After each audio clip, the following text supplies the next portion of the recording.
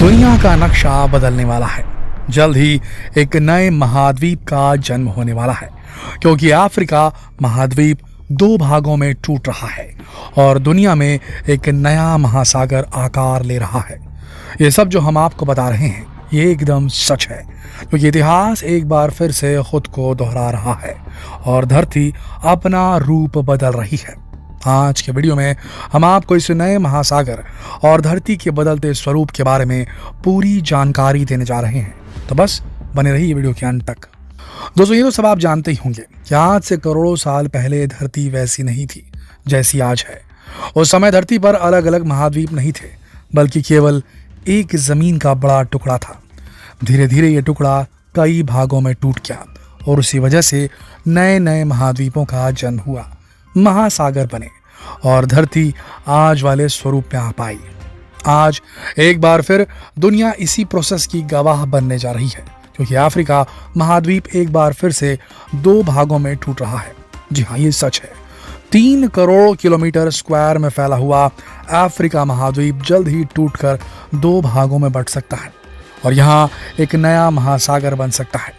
ऐसा इसलिए कहा जा रहा है क्योंकि 2005 में इथोपियाई रेगिस्तान में 35 मील लंबी दरार दिखाई दी थी और जियोलॉजिस्ट का अनुमान है कि ये एक नए महासागर के निर्माण की शुरुआत हो सकती है। जियोफिजिकल रिसर्च से पता चलता है कि अफ्रीका और अरब की टेक्टोनिक प्लेटें रेगिस्तान में टकरा रही है और ये प्रोसेस लगभग 30 मिलियन सालों से लगातार चल रही है। हर साल इनके बीच की दूरी बढ़ती ही जा रही है। जियोलॉजिस्ट का मानना है कि धरती पर तेजी से बदलाव हो रहे हैं। इनमें से ऐसे कई बदलाव हैं जिन पर हमारी नजर नहीं पड़ रही। इथियोपिया के अफार इलाके में देखी गई दरार सिर्फ 10 दिनों के अंदर 60 किलोमीटर लंबी और 8 मीटर चौड़ी हो गई थी। ये काफी आश्चर्य की बात है। पृथ्वी पर होने वाले किसी खास बदलाव में लाखों साल लगते हैं, लेकिन इस दरार को देखकर ऐसा लगता है कि आने वाले वक्त में स्थिति तेजी से बदलने वाली है, क्योंकि धरती के केंद्र की गर्म पिघली चट्टानें सतह की ओर बढ़ रही हैं, जो अफ्रीका महाद्वीप को दो हिस्सों में बांट सकती है। पूर्वी अफ्रीका की दरार, जो केनिया और तंजानिया जैसे पूर्वी तटीय देशों को महाद्वीप के अधिकांश हिस्सों से अलग करती है, उत्तरी इथोपिया के आफार क्षेत्र से मोजाम्बिक से होकर गुजरती है। एक रिसर्च में पाया गया कि जमीन के दो टुकड़े प्रतिवर्ष 7 मिलीमीटर की दर से अलग हो रहे हैं और बहुत ही जल्द जाम्बिया और युगांडा की अलग अलग कोस्ट लाइन होगी। वैज्ञानिकों का मानना है कि यहाँ नदी के किनारे कई एक्टिव ज्वालामुखी हैं, जिनमें इथोपिया में आलू डाला पिला और तंजानिया में ओल्ड वेन्योलंगई शामिल है। इनकी वजह से ये प्रोसेस और तेज हो सकती है। खासतौर से इथोपिया का अर्टा एले वोल्केनो, जो कि लगातार 50 सालों से एक्टिव है, इस प्रोसेस में अहम रोल प्ले कर सकता है। दोस्तों, आगे बढ़ने से पहले चलिए आपको इस दरार के पड़ने की वजह बताते हैं, ताकि आप इस पूरे प्रोसेस को अच्छी तरह समझ सकें। दोस्तों, तो आप जानते ही होंगे कि हमारी धरती कई लेयर्स में डिवाइडेड होती है। धरती के सबसे ऊपरी लेयर को लिथोस्फीयर कहते हैं। आसान भाषा में कहें तो धरती का लिथोस्फीयर यानी कि वो हिस्सा जहां जीव जंतु रहते हैं, ये बाकी लेयर्स के मुकाबले ठंडा होता है, जबकि इसके नीचे के लेयर्स गर्म और पिघले हुए मैग्मा से भरे होते हैं। यह हिस्सा कई टेक्टोनिक प्लेटों में बटा होता है। ये प्लेट्स अलग अलग स्पीड से आगे बढ़ती जाती हैं, घूमती रहती हैं। लिथोस्फीयर के नीचे एस्थेनोस्फीयर होता है और ये प्लेट्स एस्थेनोस्फीयर के ऊपर सरकती रहती हैं। माना जाता है कि एस्थेनोस्फीयर में हो रहे मैग्मा के बहाव और प्लेटों की बाउंड्री से पैदा हुए फोर्स इन्हें डायनामिक बनाते हैं। ये डायनामिक फोर्स टेक्टोनिक प्लेट्स को कभी कभी तोड़ भी देती है। इससे धरती में दरार पैदा होती है।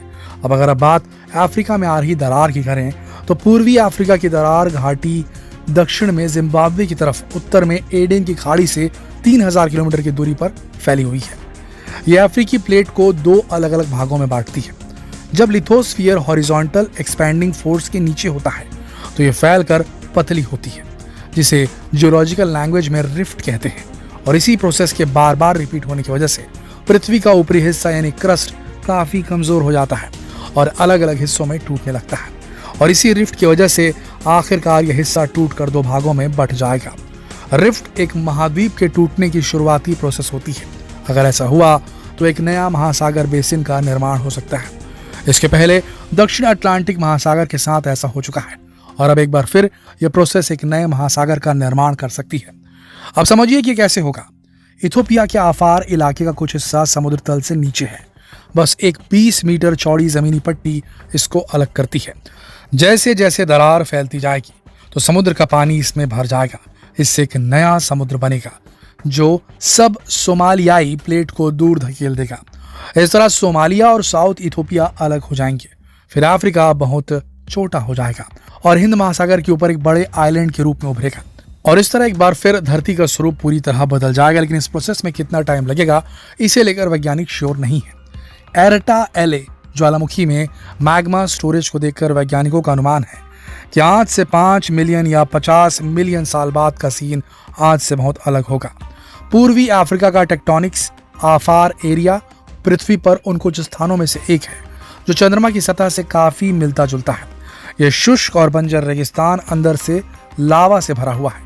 लेकिन वैज्ञानिक ये समझने की कोशिश कर रहे हैं कि क्या एरटा एले और आफार रीजन आगे चलकर एक दूसरे से मिल जाएंगे और एक नए महासागर का निर्माण करेंगे। दोस्तों, अगर आपको पता नहीं हो तो बता दें कि आज से 300 मिलियन साल पहले पूरी दुनिया में केवल एक ही महाद्वीप था जिसे पैंजिया कहा जाता था, जिसे सुपर कॉन्टिनेंट भी कहा जाता था। और ये पूरा महाद्वीप पेंथालासा नाम के महासागर से घिरा हुआ था। लेकिन इसके बाद इस महाद्वीप के नीचे टेक्टोनिक प्लेट्स सरकने से जमीन में दरार पड़ने लगी, जिसकी वजह से सबसे पहले पूरा पैंजिया 2 हिस्सों में बंट गया, जिसे लॉरेसिया और गोंडवाना नाम दिया गया। उसके बाद ये प्रोसेस यहाँ नहीं रुकी, बल्कि उन दोनों हिस्सों में भी दरारें पड़नी शुरू हो गई और वो धीरे धीरे कई हिस्सों में टूटने लगे। और उसके बाद ही महाद्वीपों का निर्माण हुआ। और ये प्रोसेस बिल्कुल उसी तरह हुई थी जिस तरह अभी अफ्रीका की जमीन में दरारें आ रही हैं। उस समय भी लगातार ज्वालामुखी विस्फोट हो रहे थे जैसे कि अब हो रहे हैं। तो इस तरह ये तो समझ में आ ही रहा है कि इतिहास एक बार फिर खुद को दोहरा रहा है। और तब भी उन दरारों में पानी भर गया था और एक नया महासागर बन गया था। ठीक उसी तरह अब भी हो रहा है। और जैसे करोड़ों साल पहले धरती के अंदर से लावा बाहर आने की वजह से कई पहाड़ों और आइलैंड्स का निर्माण हुआ था, अब फिर से ऐसा हो सकता है। क्योंकि जब लावा समुद्र के अंदर स्थित ज्वालामुखी से बाहर आता है तो वो पानी के ऊपर तैरने लगता है और लंबे समय के बाद वो पत्थर में बदल जाता है। इसकी वजह से नए पहाड़ों और आइलैंड्स का निर्माण होता है।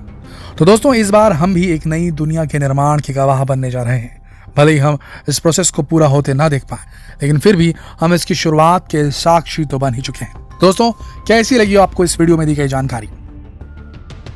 क्या लगता है आपको किस तरीके का होगा ये नया महासागर?